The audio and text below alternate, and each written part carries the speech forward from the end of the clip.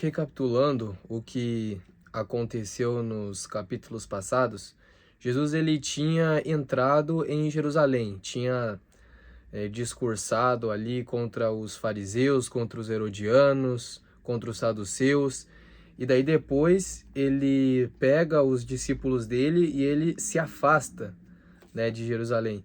E aí ele começa a dar uma série de discursos aos seus discípulos, entre eles a parábola das 10 virgens, a parábola do servo infiel, o julgamento das nações que a gente viu no capítulo anterior.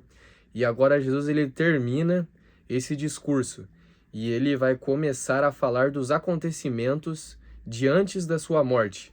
Então aqui no versículo 1 de Mateus 26 vai dizer assim: Aconteceu que, quando Jesus concluiu todos esses discursos, disse aos seus discípulos: Bem sabeis que dentro de 2 dias se celebra a festa da Páscoa, e o Filho do Homem será entregue para ser crucificado. Então, os principais dos sacerdotes, com os escribas e os anciãos do povo, reuniram-se no palácio do sumo sacerdote, o qual se chamava Caifás, e consultaram-se mutuamente para prenderem a Jesus com dolo e o matarem. Mas diziam: não no dia da festa, para que não haja alvoroço entre o povo. É importante a gente ressaltar que Jesus, ele chega a Jerusalém sendo recepcionado pelo povo. Ele recebe louvores, né? Ele é recebido ali com festa. Então, nesse momento, o povo, ele estava do lado de Jesus. Eles gostavam de Jesus, gostavam dos seus ensinamentos. Então, o que os religiosos eles fizeram ali juntamente com Judas foi uma artimanha para prenderem Jesus, uma artimanha nojenta, né, de baixo nível, porque eles sabiam que se eles fizessem isso aos olhos do povo, nas praças públicas, que isso geraria um escândalo. Então eles fizeram isso de maneira desonesta, de maneira nojenta, mostrando que eles nunca se importaram com Deus, eles nunca fizeram as coisas para Deus, e sim pelo seu próprio ego, porque se eles de fato amassem a Deus, eles não teriam feito isso de uma maneira tão porca como eles fizeram, e a gente vai ver isso nos próximos capítulos. Então eles fizeram ali uma artimanha, aí eles tiveram que inventar algum pecado, alguma coisa aí que Jesus fez para culpar ele diante do povo, e aí Jesus foi crucificado. Mas nesse momento o povo estava do lado de Jesus. Isso mostra como muitas vezes nós podemos ser enganados por lideranças religiosas, pela mídia, né? Eles pintam todo um cenário ali para a gente nunca deve acreditar cegamente no que as pessoas dizem. Esse é um ótimo exemplo. E aí vai seguir no versículo 6, que vai dizer assim: E estando Jesus em Betânia, em casa de Simão o leproso, aproximou-se dele uma mulher, tendo um vaso de alabastro com um unguento de alto preço, e o derramou sobre a cabeça dele, estando assentado à mesa. E seus discípulos, vendo isso, indignaram-se, dizendo: Por que este desperdício? Porque se podia vender este unguento por grande preço e dar-se o dinheiro aos pobres. Jesus, porém, conhecendo isso, disse-lhes: Por que importunas esta mulher? Pois praticou comigo uma boa ação. Porquanto sempre tendes convosco os pobres, mas a mim não me haveis de ter sempre. Porque, derramando ela este unguento sobre o meu corpo, o fez para preparar-me para o meu sepultamento. Aqui a gente tem uma contradição muito interessante, porque essa mulher, ela derruba um perfume caríssimo em Jesus, e Jesus ele até brinca com esse fato, né, porque eles derramam esse unguento sobre os mortos, e Jesus ele sabia que seria morto. Enquanto essa mulher faz isso, Judas, mais à frente, ele vai vender, entre aspas, Jesus por 30 moedas de prata. Ele vai entregar Jesus por 30 moedas de prata. Então, enquanto uma pessoa entregou tudo o que tinha para Jesus, o outro vendeu por 30 moedas de prata, que era o preço que se pagava por um escravo. Muitos eximem Judas da culpa porque falam que ele estava possuído pelo demônio, que ele foi predestinado. Só que ele mostra aqui nesses momentos que ele já tinha um coração endurecido e que ele não entendia do que se tratava o evangelho, do que Jesus estava pregando. E aí vai dizer no versículo 13: em verdade vos digo que, onde quer que este evangelho for pregado, em todo o mundo também será referido o que ela fez para a memória sua. Aqui Jesus, ele prediz que o evangelho se espalharia a todo mundo e não apenas ficaria em Israel. Então um dos 12, que se chamava Judas Iscariotes, foi ter com os principais do sacerdote e lhes disse: o que me quereis dar e eu vou-lo entregarei? E eles lhe pesaram 30 peças de prata. E desde então buscava a oportunidade para o entregar. Bom, como eu disse anteriormente, 30 moedas de prata era o preço que se pagava por um escravo, né? Acho que está ali em Êxodo, se eu não me engano. E o profeta Zacarias, 500 anos antes, ele predisse que o Messias seria entregue por 30 moedas de prata. Vamos ler o que está escrito aqui, é Zacarias 11, Zacarias 11, versículo 13, que vai dizer assim, versículo 12, vamos ler primeiro. E eu disse-lhes: se lhe parecer bem, dai-me o meu salário, e se não, deixai-o.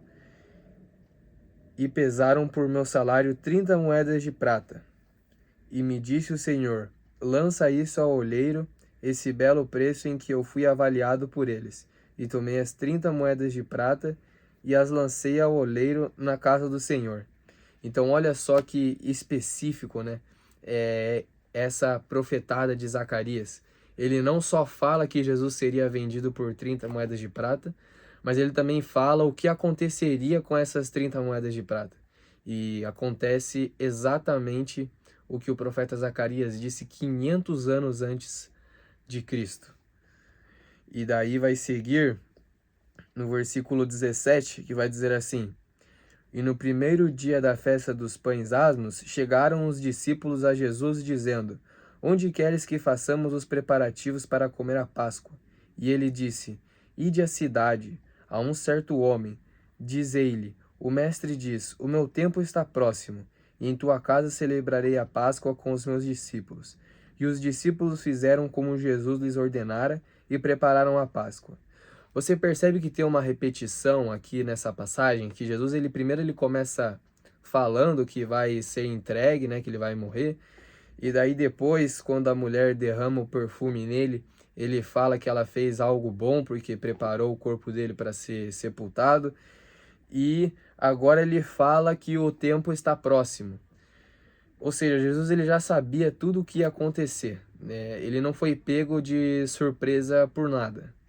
E é o que Mateus ele vai construir ao longo dessa passagem e a gente vai se aprofundar nisso um pouco mais para o final. Seguindo a passagem, vai dizer assim: e chegada a tarde, ele assentou-se à mesa com os 12. E enquanto eles comiam, disse: em verdade vos digo que um de vós me há de trair. E eles, entristecendo-se, começaram um por um a lhe dizer: porventura sou eu, Senhor? E ele, respondendo, disse: o que comigo põe a mão no prato, esse me há de trair. Na verdade, o Filho do Homem vai, como acerca dele está escrito. Mas ai daquele homem por quem o Filho do Homem é traído. Bom seria para esse homem se não houvera nascido. Talvez aqui Jesus ele estivesse dando uma última chance a Judas, né? Não que Jesus não soubesse que Judas acabaria traindo e entregando ele no fim das contas. Mas mesmo assim, Jesus, ele parece que ele dá uma última chance aqui a Judas, né? Tipo, eu fico imaginando ele olhando para Judas assim, de cantinho assim, nesse momento, como falando: olha, você tá querendo passar a perna em mim, rapaz, mas eu já sei o que você tá tramando. Se arrependa enquanto ainda há tempo, porque depois vai ser ruim para você. E mesmo assim, Judas, ele, depois disso, vai dizer no Evangelho de João que ele se entrega totalmente a Satanás, ele é possuído por Satanás e depois ele fez o que a gente já sabe que ele fez. E aí, para concluir a passagem, o versículo 25 vai dizer: E respondendo Judas, que o traía, disse: Sou eu, mestre. Ele disse: Tu o disseste. Vocês reparam que Mateus aqui, ele construiu essa passagem de uma maneira que Jesus ele deixa muito claro que ele já sabia que ia acontecer, que ele já sabia que seria traído. E aí fica a pergunta, né? Se Jesus ele sabia que ia ser crucificado, se ele sabia que ele ia ser traído, se ele sabia quem ia trair ele, aí fica a pergunta: por que que Jesus ele não fez nada para impedir isso daí? Por que que Jesus ele não foi, sei lá, para outro lugar? Por que que ele não fez que nem quando tentaram matar ele em Nazaré, que ele só falou que não era chegada a hora dele e saiu ali entre as pessoas queriam matar ele, mas de repente ele sai dali andando no meio das pessoas e as pessoas não podem fazer nada. Que mostra que Jesus que escolheu a hora que ele morreu, né? Mas Jesus, mesmo sabendo o que ia acontecer com ele, ele ficou. Ele passou por tudo que ele passou.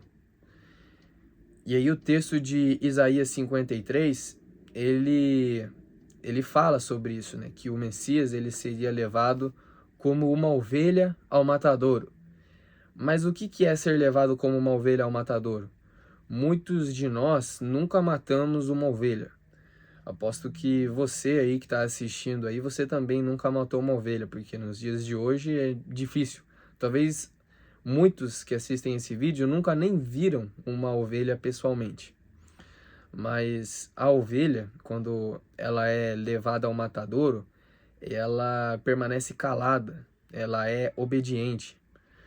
Quando você vai matar um porco, o porco ele faz um barulho terrível. Eu nunca presenciei, né, mas já ouvi de pessoas que o barulho que o porco faz, assim, é o barulho infernal, assim, como se fosse o barulho do inferno. Mas a ovelha não. A ovelha, mesmo quando ela sabe ali que ela vai morrer, ela permanece calada. Ela pode até chorar, mas ela permanece calada. Ela é obediente até o fim e ela segue a sua morte até o fim, quieta e discreta. Foi o que Jesus fez. Jesus ele sabia o que ia acontecer, ele sabia que ia morrer, ele sabia que seria crucificado, mas ele ficou quieto. Ele não fez nada para impedir que isso acontecesse. Ele foi levado como ovelha ao matadouro. E por que que Jesus fez isso? O que que Jesus ganhava com isso? Na verdade não foi por ele, foi por você. Foi para que você pudesse ter uma nova chance, para que você pudesse se reconciliar com Deus, para que você pudesse crer em Jesus, receber Espírito Santo, viver uma vida de santidade, viver uma vida de louvor a Deus e, consequentemente, viver a eternidade com Deus. Mas agora fica outra pergunta, uma pergunta para você responder. O que você tem feito com essa oportunidade que Jesus te deu? Será que valeu a pena Jesus ser chicoteado? Jesus passar por todas as humilhações que a gente vai ver aqui a seguir? Ou será que o sofrimento de Jesus, o sangue derramado de Jesus, foi em vão?